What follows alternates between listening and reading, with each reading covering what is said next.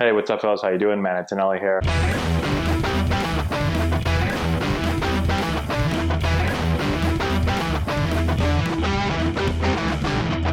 Hey, what's going on, guys? How we doing? Matt Antonelli here. I am on a nice long road trip today for our travel ball games, and so was going through my YouTube and my Instagram and wanted to answer a couple of questions for you guys. So today's question is, how do I get my teammates to work as hard as me? So I get this type of question a lot where it's players feel like they're working really hard, they're focusing really hard at practicing at games, but maybe their friends and their teammates aren't. They're not taking it as serious, they're not putting the work in, and they want to know, what can I do to help my teammates pay attention, work harder? And so this is a really difficult question. And this is something that I have thought about for a long time. Obviously, as a coach dealing with a lot of young players, I've come across tons of players, many who are extremely hard workers and love baseball and want to be there and want to get better. And I've also been around players that are the opposite. It's really hard to get through to them. It's really hard to get them to pay attention and focus. It's hard to get them to want to work harder. And so let's talk about it. And also in the comment section below, if you're a coach or a player, put what your thoughts are on this, and if you've had anything that has helped. So here's the big thing in my mind. I think I think it's very, very difficult to change a player with regard to what's inside them, how much they love the game, and how hard they're willing to work at it. I think for most players, if they love the game, if they find the game, if the game is important to them, and they want to be better, then they'll work hard. I have no doubt about that. We have tons of those type of players with us. But I do think that if the game isn't important to the player, if they just do it because, well, maybe mom or dad or somebody wants them to play and they don't really want to do it, or maybe they just kind of do it to be around friends, but they don't have the burning desire inside to really be a great player, to be the best. Well, then it's difficult for those players to really put forth the same effort as somebody that takes the game very, very serious. And so as a coach, it's really, really difficult. And as a player, I think to get other teammates that maybe just don't have the same mindset as you to get on your page or on your level is really difficult. And so I think as a player, number one, I always go to leading by example. I think that if you're putting forth great effort, if you have really good intensity, if you have really good energy and you have a great attitude and you're concentrating and you're working hard and you're doing all those things, I think that number one does have the possibility of rubbing off on other people. Now, it doesn't always. I think it usually will rub off on those people that are right on the borderline, right? You've got a couple of those players that, maybe they just need that little bit of a push. And so I think for those players, you put them around enough players that are like that, and you'll give them the push over the edge. Now, for the players that they don't really care, nothing's probably going to change those players, right?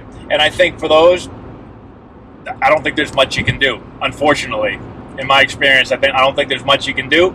But I do think there's going to be a couple of players on every team that are those borderline guys and girls. And are you going to be able to push them to maybe that top part of the team where they're really into it and they're really focused? Or are they going to get dragged down to that bottom couple of players? And so some of that is being around really serious players, like I just said. I think some of that is being around a really good coach, a positive coach that gets a lot out of their players and is able to make the game fun, but yet be able to teach the game.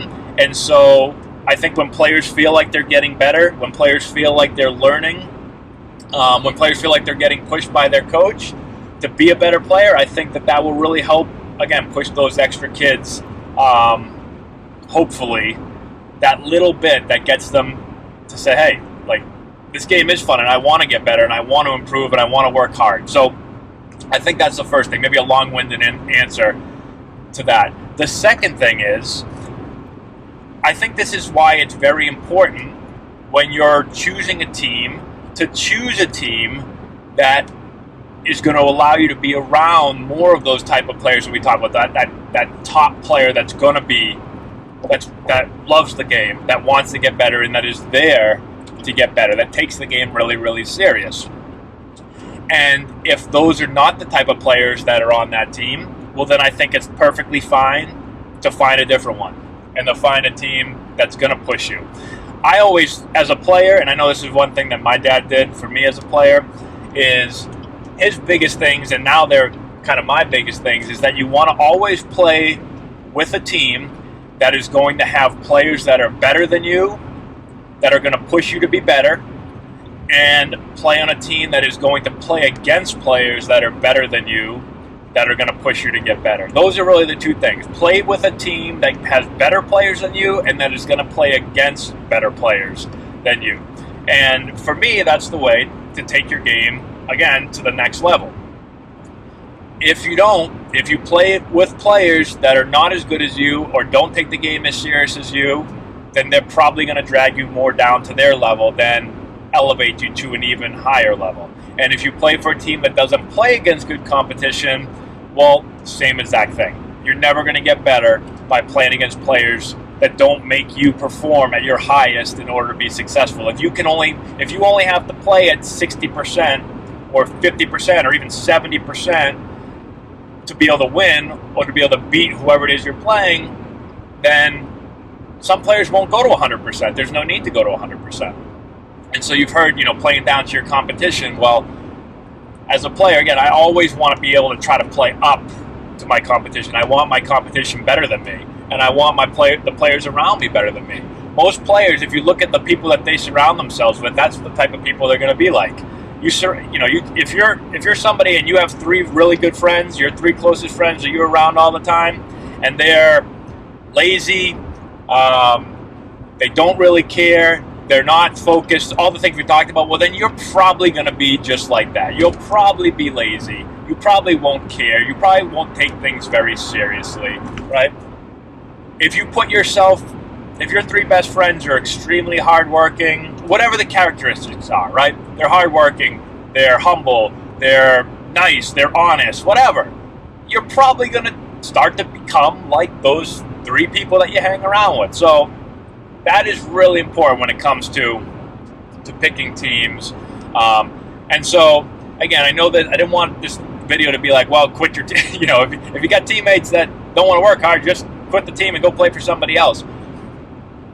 That could be an option. I'm not saying you have to quit right in the middle of the season, but I think that it is the selection process when it comes to picking teams and picking the people you're going to be around. Again, just like your friends, whether it's friends, teammates, whatever, you have to do a really good job of making that selection of who you're going to surround yourself with, who you're going to be around, because that is what you're going to end up being like. Okay? So hopefully that makes sense. Hopefully that helps out. Let me know if you have any questions in the comment section below. Subscribe to the channel, share the video with all your friends.